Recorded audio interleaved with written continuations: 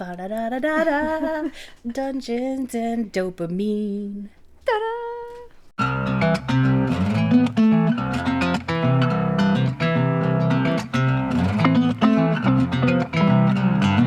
Hello, this is Dungeons and Dopamine. Episode 75.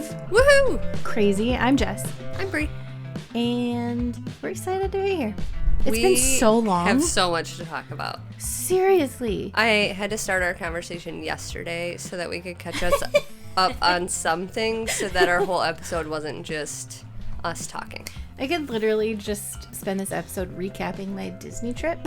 I mean, special 75th episode. Disney extravaganza. Just me talking about myself and my trip and my family. And me going, oh, hold on, let me write that down. We're going to do that too. Maybe a mention about the hurricane that is absolutely currently going to devastate Disney World. And I know it's not fair of me to ostrich this and be like, I don't even want to think about it because it makes my heart hurt. But oh my goodness, I am terrified.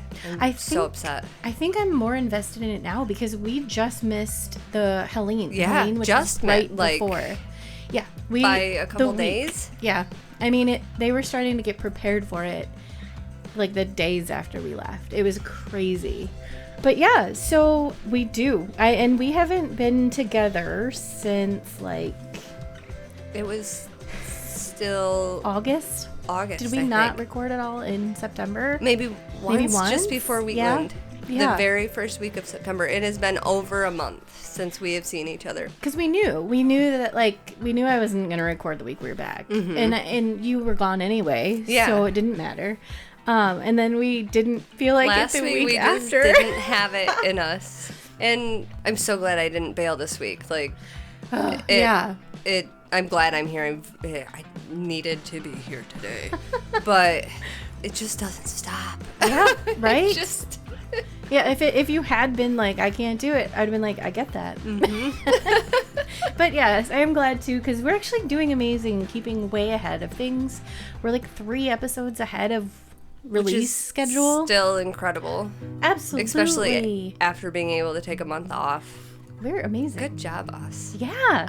I'm patting us on the back. It's kind of hard because, like, when we were behind and we were, like, basically recording 1 week ahead of time or 2 weeks ahead of time, it was easier for me topic-wise because I knew, like, oh, this is going to come out in 2 weeks or, like, we just talked about this recently. And now I'm like, gee, not only is my episode today a failure because the last time we talked was 5 weeks ago and my dopamine about this topic has been long since gone. But just it's been so long since we talked about it and it's still going to be another 3 weeks before that episode even premieres. Right. I know I was editing because I'm not as far ahead in editing as I am in that with us recording, but I was like, wow, we're actually super funny. I forgot how funny we are. Because in the moment it's funny because we're here and we're laughing and we get like giggly and whatever. But, you know, it doesn't always like reach out that far. But I was like, wow, this was weeks ago and we're funny. There's someone listening, like not wanting to listen, but being like, oh, they're my friends, I have to listen. And being like, you're not funny, you're stupid. I'm going to choose not to believe that. Number one, because if people are friends with us, they've been friends with us for a while, so they love us, and they do think we're funny. And stupid. But also, well, yes. Also, at Wheatland, I found out my friend Erin has been listening. She listens every week. Hi, Erin. She's like connected through the Katie and Ty group. Okay. I want to call her a Wheatland friend because in my head she's been there all these years, but really her husband Steve went to Wheatland like a couple times a few years ago, and I just connect them with that type of vibe and mood. They just renovated an old white storage van. Nice. And they call her Vanna to White. Kidnap people? Yes. It works out so well for them. No, they travel. They're like to kidnap not Vanna. Gosh, now that you mention it. Please don't judge me. I'm sorry. It's just the van thing. No, I do think that's amazing. They mountain bike. They're very active, so they camp and they have this cool caravan now that they can travel in. They're so amazing. Much cooler than me. Dude, for real. So much cooler than both of us. And she apparently listens to us every week. I love that. So Thank you awesome. so much. That's exciting. Hi. I'm sure we've seen each other in person. I don't know. I'm sure there has to have been somewhere we ran into each other. I'm sure. And I'm so sorry If not, I'm you so should. ADHD that if we met, you were probably like, "Wow, she's a lot." No, so I believe Erin is also ADHD, oh, so good. she probably She's keeps there right up too. with us.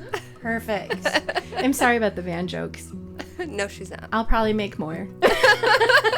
In fact, when you do meet, that's all she'll talk about. Erin, the van Erin. I hear you kidnap people. I'm having a bad day. Would you kidnap me? I love it.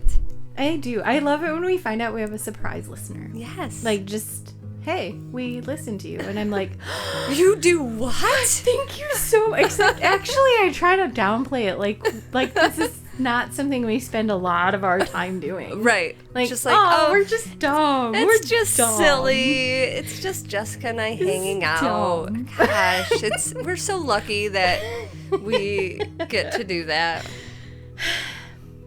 Yeah.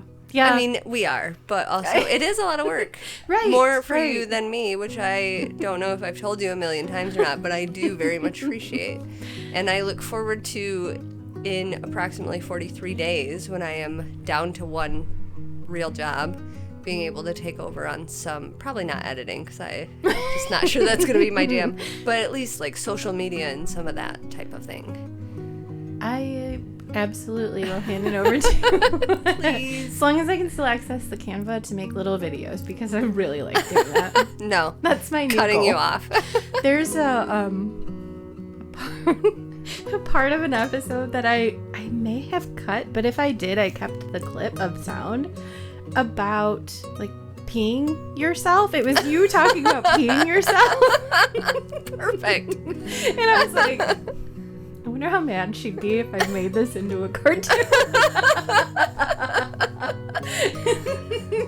But I think it's also, so I talk about it too. Like, we're just talking about being old or something. Yeah, and we are, as your peeing or husband just something. brought up, we are women of a particular age group that have experienced a particular thing that causes an increase in some bodily functions.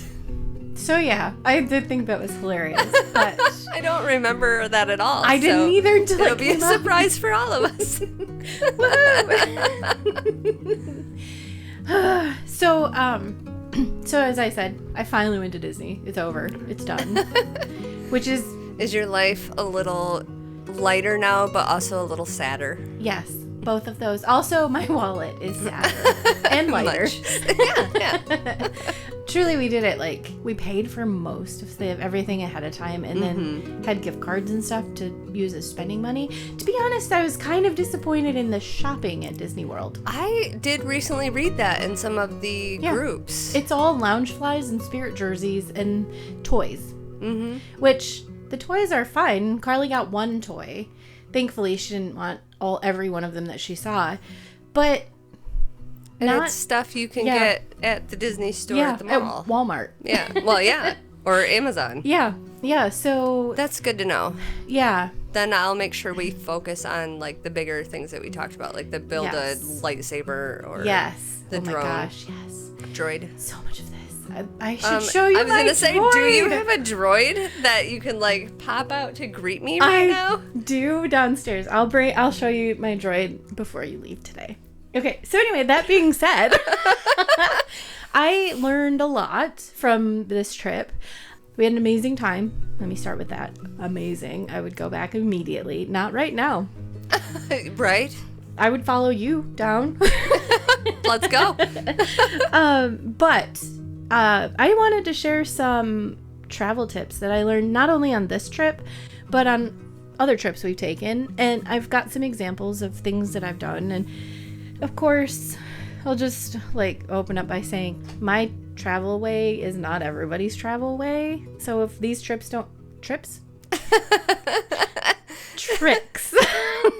This could be a whole different episode than what you're thinking. Travel tips. We're going on trips. Travel trips. Woo! We're just gonna sit here and book trips for ourselves. That would be amazing. Right? I wish someday to have the money to do that. Right? Anyways, these tricks may not apply to you. You might listen and be like, that's so much extra work. Why would you do that? But they've worked really well for me and made traveling easier for me in general. You're never going to guess what my topic is. Is it something spooky? Yes. Happy Halloween. I'm going to do Ghost Watch again. I think that one released a few weeks ago. Okay, so my first tip when you're traveling is research. Like, just dive in. Research everything you can about it, which I feel like most people do. I almost feel like you can't take a trip these days without researching.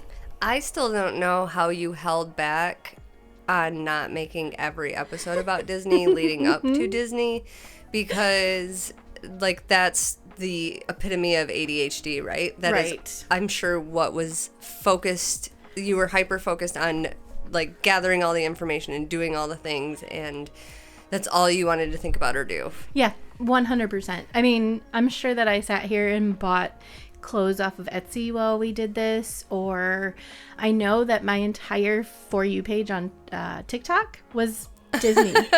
Right. Pretty much solely. At dinner time after we got back from Disney, it was hard not to turn on Disney YouTube because that's what we had done like, all the way up. Let's just go back. Exactly. It was fun because we were like, hey, we were standing right there. We've seen that in person. So yes, research where you're going, what there is to do. Actually, when we went to New York together, which I'm sure everybody knows because we talk about it all the time, but it was pre-podcast though. It was pre-podcast, just pre-podcast. But I didn't know that there was such a big difference between the places in New York. We ended up solely staying in Manhattan because there was so much to do, but there was a lot of stuff we looked at in Brooklyn that looked like a blast. It was really hard to give that up. Yeah. Like if we had had more time for sure, but just the either public transportation or an Uber to get that far away. And walking was exhausting. Yeah. We did find that out. There's so much to do. And the hotel. We researched hotels. We originally going to stay in something that wasn't as nice. Found this really great hotel with a dinosaur in the lobby, which like so what would have been more perfect. Disney World very specifically has 4 different parks. Some people don't know that. They just think Disneyland, Disney World interchangeable. Totally not. I didn't realize people didn't know that. Yeah, people will assume that when you drive into Disney World, you see the castle. That's right there. But it's so much bigger than that. And if you don't research it, you get stumped. Like, it would be overwhelming. Yeah. Like wildly. Same with hotels. Disney World, in Disney World itself, which is like a whole little city, has 3 different levels of hotels. They have moderate, value, and deluxe. Deluxe has perks like you get to stay in the resort or the parks for an extra 2 hours some nights. But one of the deluxe parks or one of the deluxe hotels costs literally double what it costs to stay in a moderate. It was $400 to stay in one of the moderates. When we were just recently looking it up, and $800 to a night to stay in one of the deluxe, which is one of the most fancy and expensive deluxe resorts, but ridiculous. Still. Yes. The next thing I would encourage you to research would be weather. This is a prime example right now. We just barely missed 2 really devastating hurricanes to Florida. We could have been stuck there. We could have been stuck in Michigan. So you have to know that kind of thing. Also want to note that September heat in Florida was oppressive. We knew. I wondered. We knew. But humidity some days was in the 90s, 90 percentile. Goodness. One day it was 92 degrees and it said it felt like 108 or something like that. So we had planned for it. We had water bottles. We knew what we were going into. But it was really hot. Not Michigan hot. We feel like in Michigan we have humidity, and we do. But not like Florida. Mm-mm. So, like I said, we knew that going in. Wasn't a big deal. But it was like, it made you tired. Made you not want to eat as much. Mm-hmm.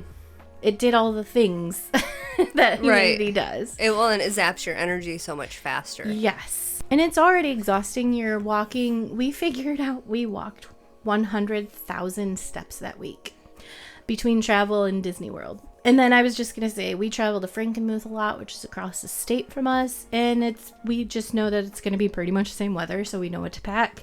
And New York, we found, was pretty much milder than here. Like a little milder, but we expected and surprising because we went in January. Yeah. And it was mild. Yeah. I mean, we got a little warm even walking in our bundled up because we had packed to do that. I put what's there, like what's where you're going, and this one's I use that title loosely, just bear with me. So if you're taking a shopping trip, what stores are there? And the other suggestion I want to tie in with that is to pick like your favorite 3 stores that you will not miss for your shopping trip. If you're going alone, you do you. But you're usually not traveling alone. It's just not typical. So if you're going with family, friends, a big group, a little group, pick your favorites so that you know what you don't want to miss, what you know you won't be able to compromise on, and what literally could ruin your trip for not being able to do it. Mm-hmm. I loved what we did for New York. Exactly. There was 4 of us. And surprisingly, because we have, you and Ryan are very much the same person on some things. Yeah. But we do have different personalities and different interests between the 4 of us. But we were pretty solid on...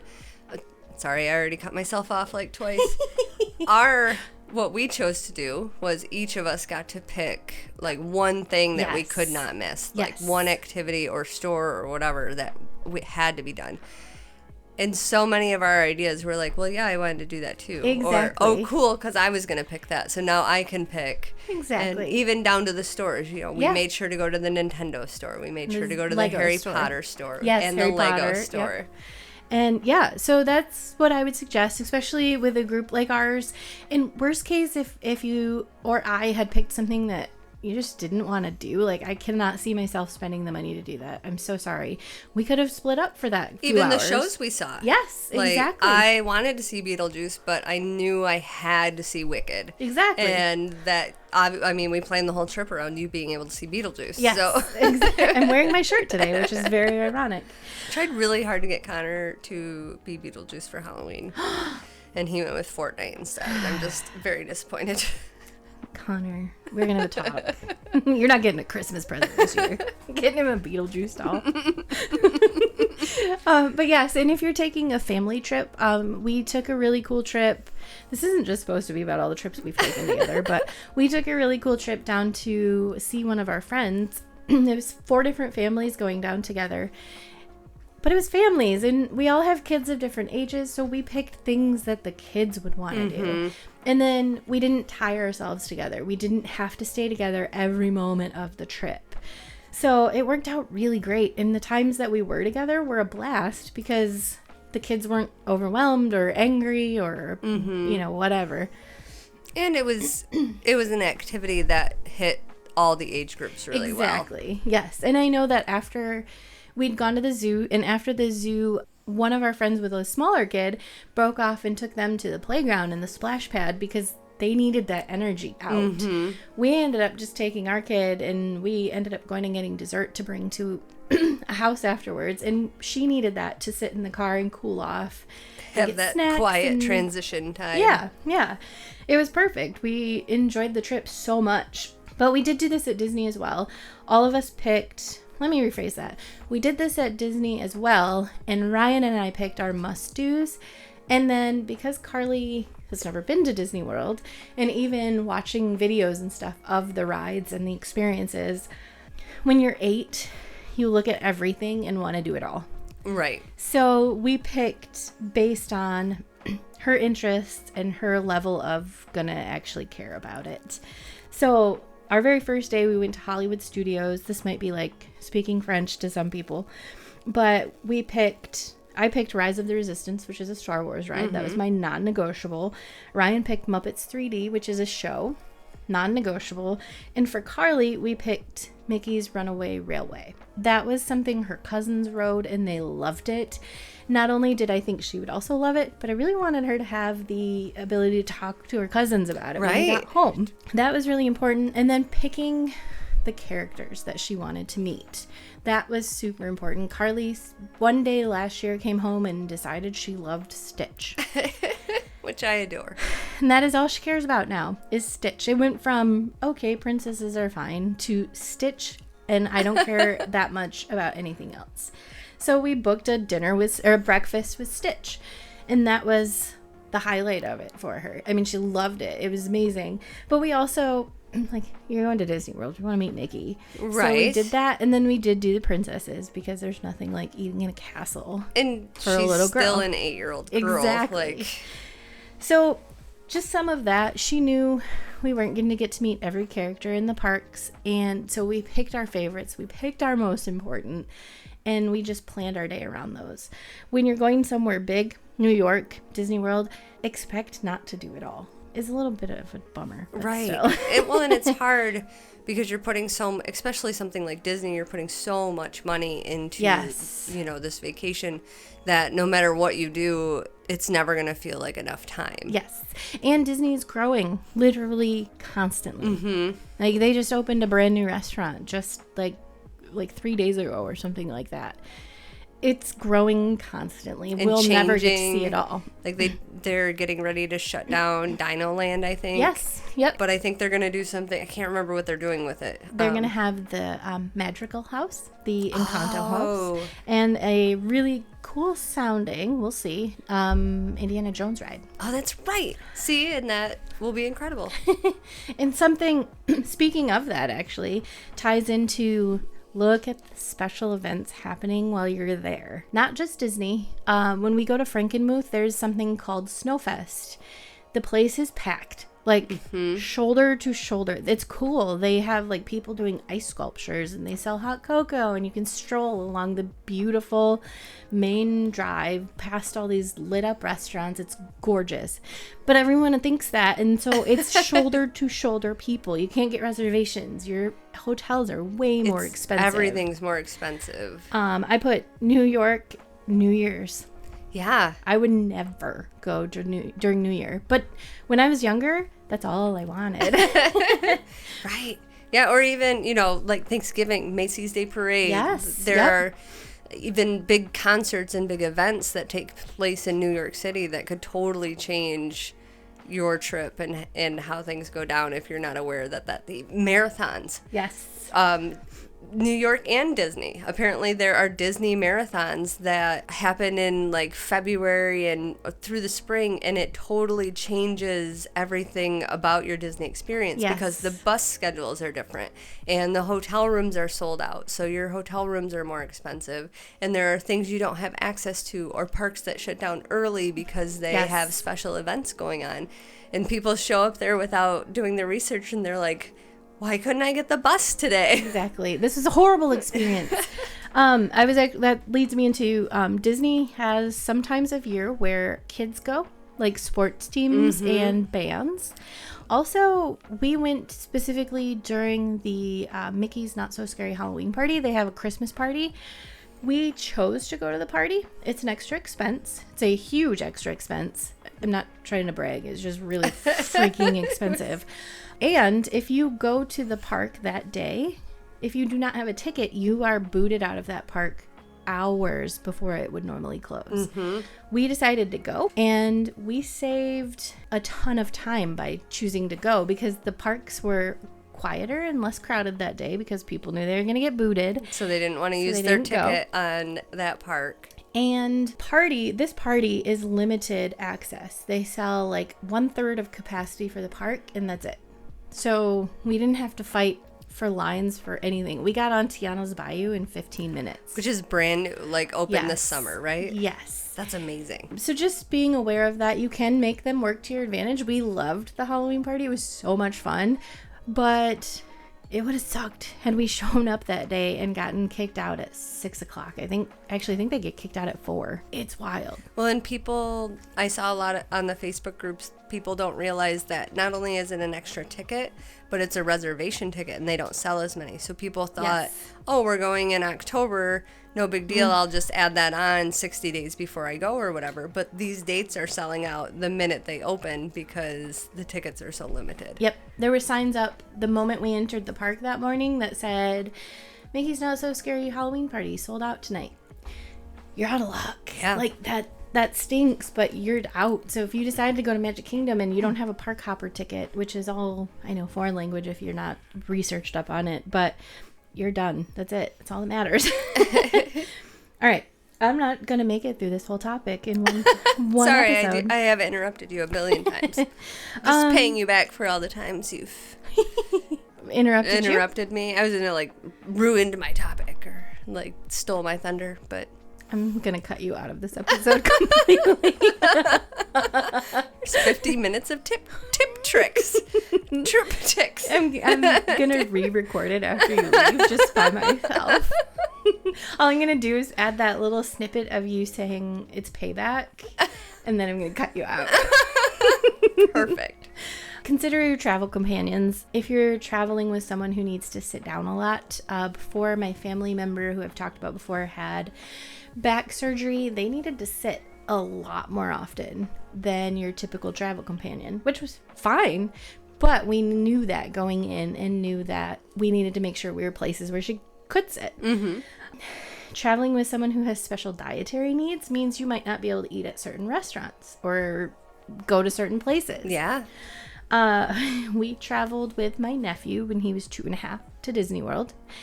And sounds awful. It was awful. We were all adults who had never been around children for years because my brother and I were adults, so my parents were way past that. This kid suffered. Like, he was miserable halfway through the trip, screaming on the bus because he was so tired, because we were a bunch of adults who didn't realize that he was gonna, his parents probably should have known, but well, you're also really excited we know to about Disney them, World. so So it's important. Also remember if you need a stroller, and also please don't bring a stroller to Disney World just to carry your crap. I see that a lot mentioned on the Facebook groups and things, and it seems awful to me. Strollers are everywhere at Disney, and we didn't have too much trouble with them. But don't bring a stroller if you don't need a stroller. Right. Stop. You also don't need a stroller for your 9-year-old. They'll be fine. Oh my goodness. They'll be fine. If I tried to put Connor in a stroller, he would laugh at me. Carly asked if we were going to get a stroller, and I was like, no. No, you got feet, girl. So, yes. Also, one thing I thought I'd mention, too, is if you have littles who like to swim. My cousin had her kids there. She has a pool at home. Her kids asked every single day to go swim. Really? Every single day. Even in the parks. Like, can we go back and swim? Because the pools are magical. They're different. They're cool. And it's Florida, so it's hot. But think about that. Like, one other thing is just setting expectations. We let Carly know well ahead of time that it's not possible to do everything at Disney World. And that we were going to try super hard to make sure that we all got to do what we wanted to do, but that is just not always possible. Also, so if you're traveling with that person that needs to take more breaks more frequently, remember that. Remember you're going to have to sit. You're going to have to relax. You might not go at the pace you normally go at. And that could also mean planning for, I'll meet back up with you. Exactly. You know, hey, mom and dad, or Grumpy and Grandma, you know, you guys... We'll meet you for dinner at this time. We'll see you in a couple hours. Exactly. Hey, Bree and Zach, we don't want to see that show. So we're going to go see this show, and we'll see you back at the hotel right before dinner. We'll meet up to head to dinner. Or, you don't feel very good tonight. You stay here, and we'll check on you in a couple hours. Yes, exactly. So those are my beginner trick tips and tricks. Not that I can tell you. to traveling. I did not get nearly as far as I thought I was going to get. I would also be more than happy to record some of my Disney stuff specifically if anyone is going to be traveling there. I learned a ton, and it can be so overwhelming because there is so much to know about Disney World. So be happy to record some of that and share that with you. But I guess I will wrap this up on another day, which means I won't have to research something twice. So great. Yay. But yeah, have fun, travel. I was going to add do some things, go safety places. tips, but I did not, which is good because I didn't even get to the bottom of my regular tips. That's awesome. So yes, I will definitely need more specific Disney trips as we get closer. I should have just made a list of so tell me how you handled this. You should. So tell me how you handled this. I would love to. If we have another day where we need Content. easy stuff, I'll just be like, I got another Disney episode for you. If I thought anybody wouldn't need it, I would do bonus content of it, but it's very particular. Right. You have to be going to Disney World specifically. Can't be a Right. cruise, can't be Disneyland. You have to be planning to do it exactly this way. That is the craziest part for me about Disney. And I guess this is really any trip anywhere nowadays, is how much effort you have to put in ahead of time. Yes.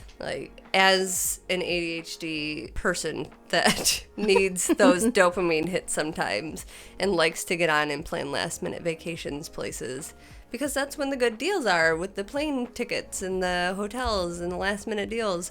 You can't do that with Disney because you needed to get your food reservations 60 days ago, and you need to watch 30 videos on the lightning lane thing on how to use it. Yes, and I have the huge best tips on that if you're going to use it. Well, because they just changed it all, right? Yes. So you were part of the new system, Yes. which I'm hearing a lot less complaining.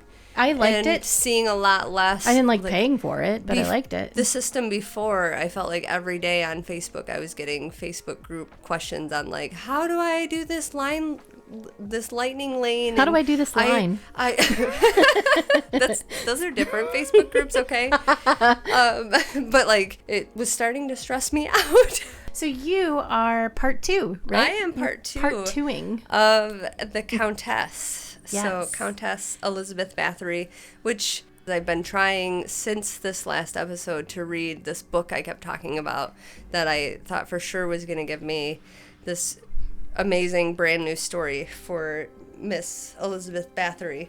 But, so I'm not doing this topic justice. There is so much research out there. And I mean, this is something that happened in the early 1600s, and it did happen in, Hungary and near Transylvania. So the record keeping really wasn't that great anyway. And anybody that is doing this research is reading off a lot of translated stuff.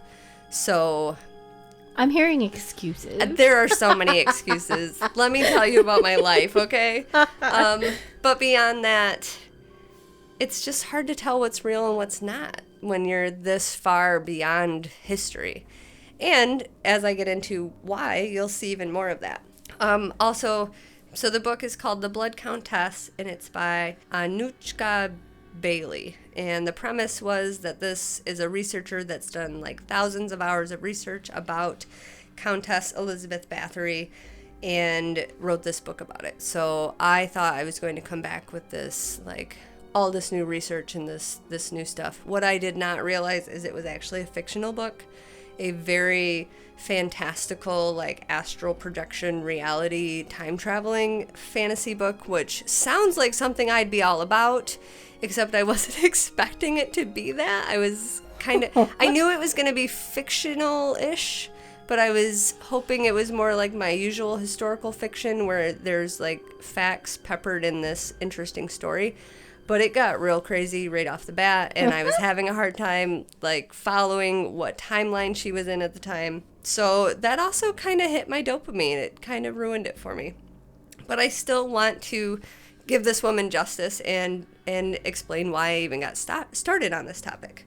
So to summarize what I talked about last week, in quotation marks because it's really been 6 weeks, Countess Elizabeth Bathory was basically a Hungarian princess who went down in history for being the most prolific female serial killer. She is said to have murdered between 30 and 650 young women back in the early 1600s. Such a right, such a wide, yeah. She was arrested along with her 4 closest servants, who 3 of those 4 were executed for these horrific crimes. They all testified against her. She was basically sentenced to house arrest and forced to live out her days in her own castle, where she died after about 4 years. So this is where it gets interesting. And her story kind of reminded me of your Sarah Winchester story, which is why I ran with it, in that there is new research, and there are new researchers that believe that 90% of this was just made up. And it kind of makes sense that it would have been too, because like you said, it's so far out in history, and what gets shared, not the like factual fun stuff, but the crazy whack stuff. Exactly. And we learned with Sarah Winchester that maybe she had reasons to plant these thoughts in people's head and make it look like, you know, she was losing her mind, or maybe there was actually legitimate reasons behind what was done, and it was just the people that write history that get to tell the story without these logical actual reasonings behind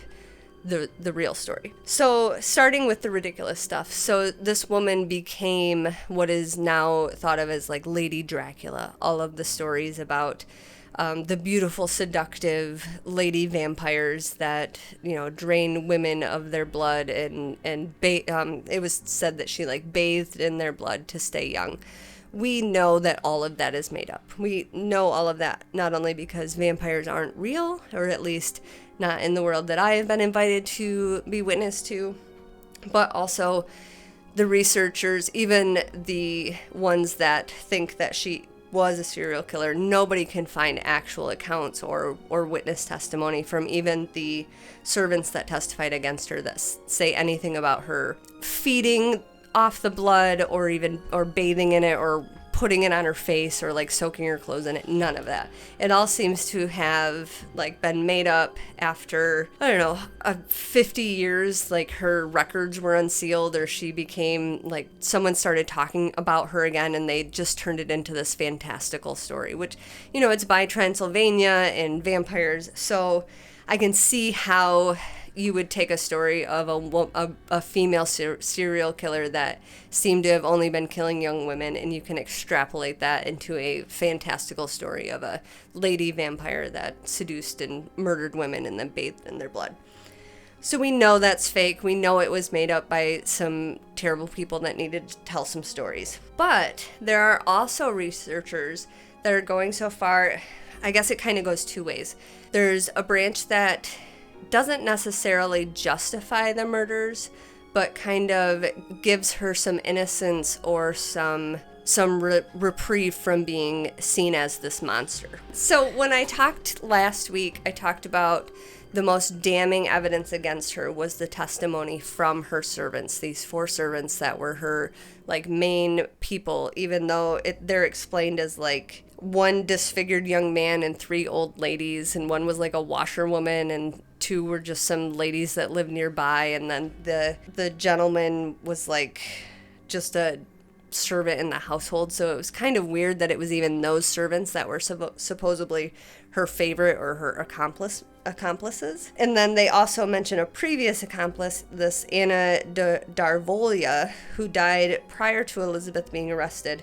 But what I found out is this was actually like her original, I don't know if they called them handmaidens in Hungary, but the one that was the woman that was given to her when she showed up here at 8 years old to be raised in this new castle. This was the servant that was assigned to her. So the new evidence, these new researchers, some of them suggest that maybe Anna was the one that was really the ringleader of the whole situation. and planned these murders or carried out these wishes. There's different reasonings for that. Maybe Elizabeth, or there's different reasonings on how it all went down. Maybe Elizabeth was set up to take the fall, or maybe she was a part of it. There are theories and research that suggest that the family that she married into, that she was sent to live with when she was a child, they were all like horrific, abusive, awful people that were committing these murders, that trained her from a young age. This servant was given to her, this Anna, that trained her to be this way. It suggested that her husband was very abusive, that he both sexually and other ways, not only with her but with other servants, that her mother-in-law essentially told her this was just how it is and this is how it's going to be. So there's all of this background that, whether it suggests that she was trained to be a monster or if she was just a witness and involved in this horrific family that was doing all of this. But she was also, at the time, her husband had passed away and she had never remarried. So she had inherited a whole bunch of land and estate and power from her own family, but then she also became the sole heir for all of her husband's power and his land and his estates. And she, by refusing to remarry, she kind of held that power in a time where it was unusual for women to hold those positions. Even in the fantastical fiction book that I was reading, they were Protestant. They were Protestant religious, her husband's family, and she adopted that as she was raised there. But they were in a part of the country that was becoming more and more converted to Catholicism. So they were kind of ousted and not trusted because they weren't converting to the new religion that was, trampling all over the place. And she was very rich. She had a ton of money from both sides of her family. So she had unending riches. They can find historical records that she had loaned money to whatever, the king or whatever sort of government was in power to help fund the war efforts. So there are these new theories that even if she was committing these murders, or even if this was happening, that she took the fall because the government needed her to take the fall. Because they, if they could discredit her, if they could prove that she was this monster, they would then be able to go in and take her money and her estates and the power that she had. Plus, they could erase these debts that she was owed from the king and the people that were in power. So there's all of that. And that kind of gets thrown to the wayside by these accomplices that all testify against her. And the reason these accomplices are believed is because their stories, when they're interrogated, their stories are kind of the same. These are the 4 that kind of narrow the number down to 30 to 50 women instead of the 650 that the one witness claimed she heard from a friend of a friend or whatever. And they all mention specific things that they did during the torture.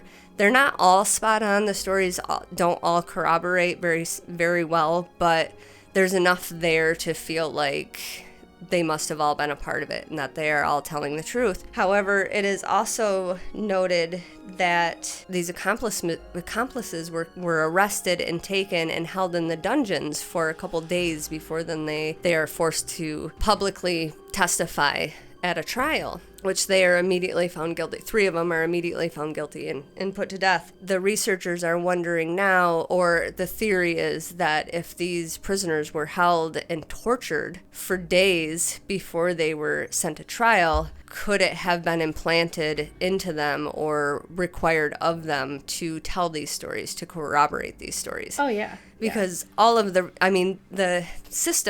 government went so far as to dig up hundreds of witnesses against the countess, that said anything from there were hundreds of caskets seen leaving the premises every year, or, I worked with somebody who worked at the castle who heard from somebody that this happened. Lots of hearsay. There was the one witness that she referenced the 650 victims that she supposedly got from someone close to the countess that saw her personal journal where she had noted every victim. But even that story story wasn't corroborated by the gentleman who she supposedly got the information from. Of these hundreds of witnesses, 90% of it is hearsay, except from these accomplices that were her servants, kind of. And these witnesses were held in a dungeon and the records show obviously tortured for a few days before they then testified against her in a kind of corroborated story. So that's a little iffy there. One of the weirdest things they mentioned, and I don't know if it's weird because I didn't live back then, but Elizabeth herself is never actually brought to trial. They put her accomplices on trial. They immediately execute 3 of them. One of them they let go with some sort of awful, horrific punishment because she was an unwilling participant, but she corroborated some of the stories. Elizabeth is never brought to trial, but she is still technically kind of found guilty and forced to live out her days, like basically locked in her castle. And again, some stories made it sound like she was like starved to death and she was not allowed anything. And then others make it sound like it was just house arrest and she couldn't leave and her family was free to come and go. So, and again, the history doesn't really narrow that down. And there was so much fiction wrapped into some of these things. It's hard to tell what that is. I remember the last episode you said she was like, some people said she was like walled into a room. Yeah. And then other sources were like, no, that's not what happened at all. That's dumb.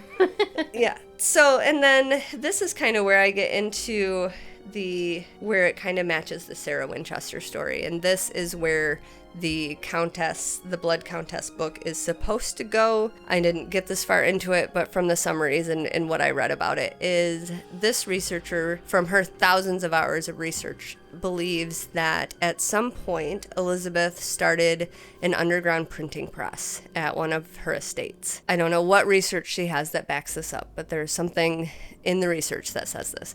And so she is theorizing, and in this book is what happens, is that she starts, printing banned books or saving banned books. And not only that, but, newsletters or things that can be passed underground.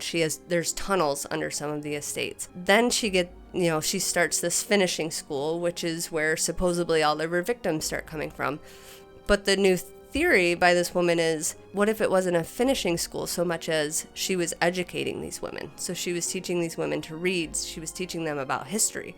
She was educating them about topics that would not necessarily have been appropriate for women at that day and age. And what if the caskets weren't victims leaving, but either books or women that were leaving abusive situations? Ooh. Or women that couldn't go home because their family didn't believe in educated women, or women that were set to be arranged to be sent off to another castle when they're 11 years old and married off to whoever lives in that castle. Especially if that family was abusive to her, she would definitely have a motive for that. So her theory is the government system, the king, not only made up all these stories of these murders, but made it up to paint a picture of this horrific, monstrous woman, because what she actually was a political opposition. She was educating women. She was helping women. She was helping women to escape oppression. She was teaching them how to read. She was, working with books that were supposed to be banned and helping spread the word and whatever she was doing to stop this from happening. They not only destroyed her life, but they got it written down in the history books that she was a monster. So even if she was presenting good information or she was doing good for the world, it'll never be known. So she was completely erased from any good that she did in history. And they wouldn't have viewed it as good either. They would have viewed it as bad and right, oppositional from what they were supposed to do. But it doesn't make sense because she did live the, I don't want to say spinster, that seems like a negative thing, but like the strong woman. She had money, she had the means, and she was educated, right? She was very well educated. She spoke 4 languages, which would have been very unusual for the time. Obviously the reading I was doing was fiction, but it paints her as a very precocious child that asked a lot of questions and just had a lot of information. And then her husband was gone all the time. He was always off to war and he was always fighting, and then died relatively early, leaving her with all this power and all these estates, which she had, what did I say? Like the estate she inherited or was given to, the estate that was given to her from her husband wasn't just like a castle. It was a castle and a country home and 17 small villages. So she really did have the means to be able to disseminate this information, because not only did she have all of that for herself, but her husband's family then had all these different estates. She was essentially royalty of some sort, so she could travel, between these different castles and these different family estates and share the information or use it to transfer whatever she needed. But instead, it was dead women. She was just killing women and bathing in their blood to stay young. I want to believe she was awesome. I think so too. The only, obviously the fiction, it threw me off in a couple different ways, but there was this, I think she used the words dearest reader, like my dear, and so there was a couple things that I was like, is she just copying Bridgerton? Right. And she had a Sarah J. Maas thing too. Supposedly this woman is a researcher that has spent thousands of hours on this. So I like to think that there's legitimate ideas behind there. It's so weird to me that she twisted it into this like time traveling astral projection arc. That is kind of weird, but I guess if you're into that, give the book a try. Yeah, and maybe now that I'm not trying to research it for real research purposes, you can if I can just put it in my brain as like a fantasy story, maybe I'll be able to finish it and like follow up at an end of an episode someday with just some cool, more cool facts. I've kicked and bumped this microphone a billion times. I'm so sorry if this episode is just full of thunks. She hates my topic. It's awful. It's just you, actually. She sounds great, but you're awful. I drew a triceratops in the moonlight. I thought it was a house from my angle over here. I get that. I could see it. I was like, okay. So, yes, great. I think that it would be... Exactly. I want the narrative to be the fun one. Yes. Like, where she's super cool. And she was just taking on the man. Yeah. And they had to ruin her. I think that's probably what happened.